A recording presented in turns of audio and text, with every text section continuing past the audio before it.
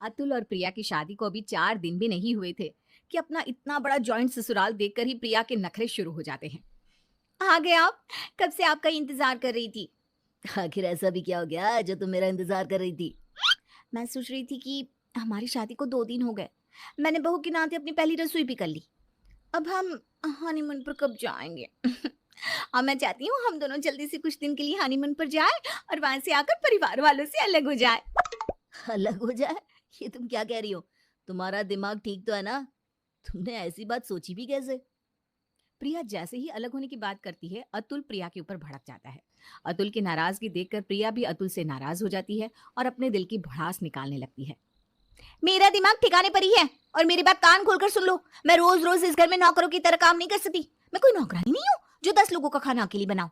मैं जॉइंट परिवार में नहीं रह सकती। हम हनीमून से आकर अलग हो जाएंगे बस। अभी हमारी शादी को 4 दिन भी नहीं हुए और इन 2 दिनों में ही मेरा परिवार तुम्हें खटकने भी लगा। और क्या कहा तुमने? मैं यहाँ से चली जाऊं? अरे मैं क्यों जाऊं? तुम मुझे ब्याह कर लाए हो इस घर में। मैं घर की बहू और तुम्हारी बीवी हूँ। मैं कहीं नहीं जाने वाली और मुझसे पल्ला झाड़ने की ना कोशिश भी मत करना। बीवी हूँ तुम्हारी। प्रिया की अजीबो गरीब तरह की बातें सुनकर अतुल को बहुत गुस्सा आता है। अब इसी तरह से कुछ दिन बीत जाते हैं और एक बार फिर प्रिया के सर पर अलग होने का भूत सवार हो जाता है। अतुल देखो, मैं और बर्दाश्त नहीं कर सकती। तुम उस दिन मुझसे नाराज हो गई थी इसलिए मैंने कोशिश की इस परिवार के साथ रहने की। पर 1 महीना हो चुका है। मैं नहीं रह सकती तुम्हारे परिवार के साथ। तुम्हारा परिवार मेरे लायक है ही नहीं। मेरा परिवार तुम्हारे लायक नहीं है या तुम मेरे परिवार के लायक नहीं हो? गलती की मैंने तुम जैसी औरत से शादी करके। जिंदगी बर्बाद हो गई मेरी। क्या कहा तुमने? तुम्हारी जिंदगी? अरे ये बात तो मुझे बोलनी चाहिए। प्रिया बोल ही रही होती है कि अतुल अपना ऑफिस का बैग उठाकर ऑफिस के लिए निकल जाता है। अब प्रिया भी अतुल की इन हरकतों से परेशान हो जाती है और अपनी माँ को फोन करती है। माँ, तुमने कैसे घर में मेरी शादी कर दी? जानती भी हो इस घर में कौन कौन है? सास, ससुर, जेठ, जेठानी, देवर, ननद। इतना बड़ा परिवार। माँ, मैं और एडजस्ट नहीं कर सकती इस घर में। अरे नाराज क्यों होती है? दामाद जी को अपनी मीठी मीठी बातों में फंसा और नौकरी के बहाने या किसी भी बहाने कहीं और शिफ्ट हो जा। अतुल को तो तू ही समझा सकती है। मैं किससे शिकायत कर रही हूँ जिसने मुझे खुद कुएं में धकेला है? अब मुझे ही कुछ करना पड़ेगा। प्रिया अपनी माँ से बात करके फोन रख देती है और अपनी जिद मनवाने के लिए हर समय अतुल से नाराज रहती है। यहाँ तक कि उससे बात करनी भी बंद कर देती है। अब रात को अतुल और प्रिया भी अलग अलग सोते हैं। अपने बहू बेटे के बीच का तनाव शांति से छिपा नहीं था। एक दिन शांति अपनी बड़ी बहू से कहती है, आरती बहू, मुझे कुछ ठीक नहीं लग रहा। कुछ दिनों से अतुल और प्रिया एक दूसरे से बात नहीं कर रहे और अतुल भी कमरे से बाहर सो रहा है। माँ, हुई होगी कुछ बात। पति पत्नी के बीच की बात है। आप बीच में ना पड़े तो अच्छा रहेगा। इग्नोर कीजिए। आरती अपनी सास को सारी बातें नजरअंदाज करने के लिए कहती है और खाना बनाने की तैयारी करने लगती है। तभी वो देखती है कि प्रिया आराम से सोफे पर बैठकर फोन में गेम खेल रही है। उसे खाली बैठा देख आरती उसे अपनी मदद के लिए बुलाती है। प्रिया, तुम खाली बैठी हो ना? सारा दिन या तो कमरे में रहती हो या फोन में। अरे कभी कमरे की दुनिया से बाहर निकलो और परिवार के साथ बैठो। तभी तो घुल मिल पाओगी परिवार के साथ और अपने ससुराल वालों को पहचान पाओगी। चलो, आज ना तुम मेरी थोड़ी मदद करवा दो खाना बनवाने में। माफ करना जेठानी जी, पर मुझे खाना बनाना नहीं आता।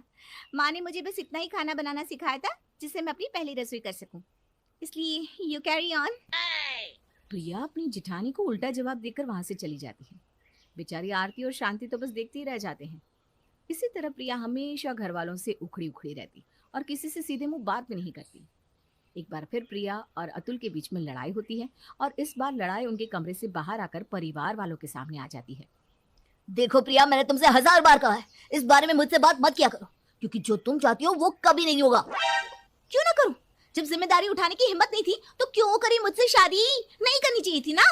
तुम्हारे साथ ये रिश्ता मुझे बोझ लगने लगा है, जहाँ सब कुछ सिर्फ मैं ही झेल रही हूँ। हर वक्त मैं ही एडजस्ट करती रहूं। अगर तुम्हें ये रिश्ता बोझ लग रहा है ना तो उठाओ अपना सामान, अपने मायके चली जाओ, क्योंकि अब मैं भी तुम्हारे साथ नहीं रह सकता। मेरे लिए मेरा परिवार पहले है और मैं तुम्हें इस रिश्ते से आजाद करता हूँ। हम डाइवोर्स ले लेते हैं।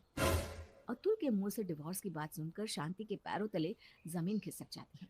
वो अतुल को एक तमाचा मारते हुए कहती है, अतुल पागल हो गया है? बहू को छोड़ने की बात कर रहा है? हमारे पूरे खानदान में किसी का डिवोर्स नहीं हुआ और तुम्हारी शादी को अभी दिन ही कितने हुए हैं और तुम दोनों एक दूसरे से अलग होना चाहते हो? मेरे जीते जी ऐसा कभी नहीं होगा। प्रिया, क्या हुआ? तुम दोनों इस तरह से क्यों झगड़ रहे हो?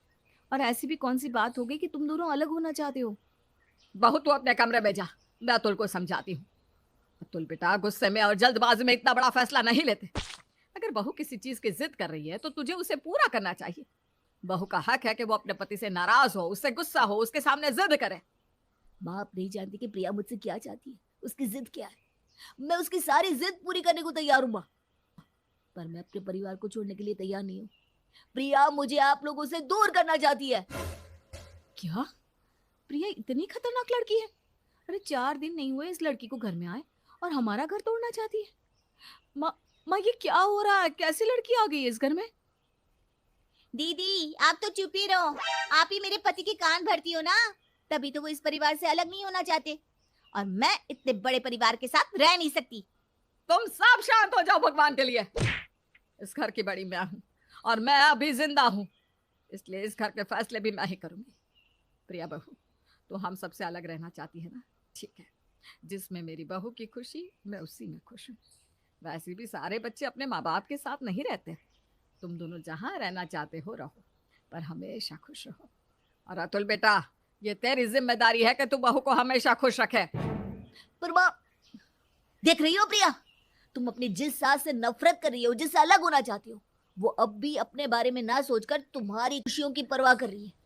अगर तुम्हें अब भी थोड़ी सी शर्म बची है ना, तो अपनी इज्जत को छोड़ दो, क्योंकि अपने परिवार को छोड़ने के बाद मैं तुम्हारे साथ तो रहूंगा, पर मेरा दिल मेरे इसी घर में रहेगा, अपने परिवार के साथ।